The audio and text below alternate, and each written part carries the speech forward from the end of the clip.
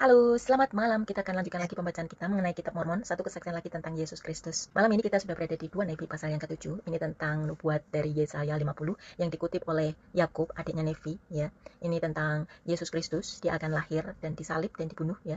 Dan diludahi, dia melakukan banyak kesengsaraan, tapi dia tidak melawan sama sekali. Bagaimana dia diberkati oleh bapaknya dan dilindungi oleh bapaknya.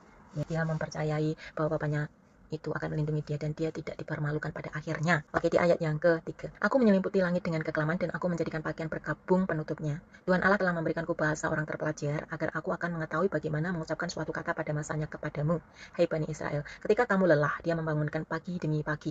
Dia membangunkan telingaku untuk mendengar seperti orang terpelajar.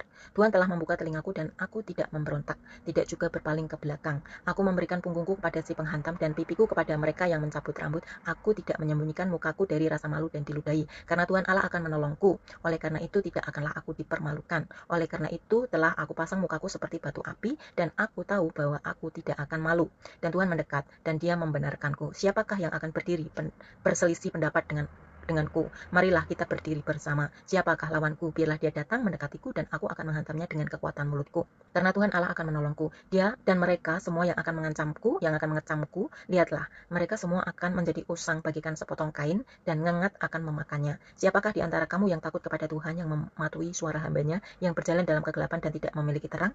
Lihatlah, kamu semua yang menyulut api, yang mengelilingi dirimu sepenuhnya dengan percikan api. Berjalanlah dalam terang apimu dan dalam percikan api yang telah kamu sulut. Ini akan kamu peroleh dari tanganku. Kamu akan berbaring dalam duka cita. Jadi ini adalah tentang Yesus Kristus, bagaimana dia akan datang ke bumi ini dan dia akan menjadi juru selamat kita. Dia akan disalib, dia akan disiksa, dia diludahi, tapi dia tidak melawan, ya. Oke, dan dia mendapat pembenaran dari Bapaknya yang di surga. Dia mendapat pembelaan. Karena Yesus Kristus sendiri, dia tahu tujuannya kenapa dia datang ke dunia, untuk apa. Dia juga tahu bahwa masanya akan tiba, ya, waktu dia ditangkap dan disalibkan.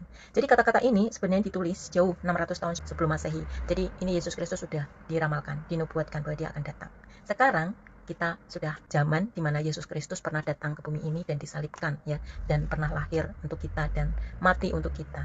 Namun dia juga hidup, dia bangkit sampai hari ini. Dan sekarang tugas kita adalah memilih dia untuk menjadi juru selamat kita atau menolak dia dan hidup dalam kesendirian. Tidak ada juru selamat, kita akan menjalani masalah-masalah, kita tidak mendapatkan pembelaan, ya. Dan kita sangat bersyukur sewaktu kita tahu telah memilih dia sebagai juru selamat, ya, kita akan memiliki Roh Kudus bersama kita, menjadi teman kita. Jadi Roh Kudus itu akan menjadi sahabat kita dan menghibur kita, dan dia akan bersaksi tentang Yesus Kristus dan Bapa Surgawi, dan kita bisa merasakan hadiratnya ada di dalam hati kita, karena Roh Kudus juga akan membantu kita merasakan damai sejahtera dalam kehidupan kita, bahkan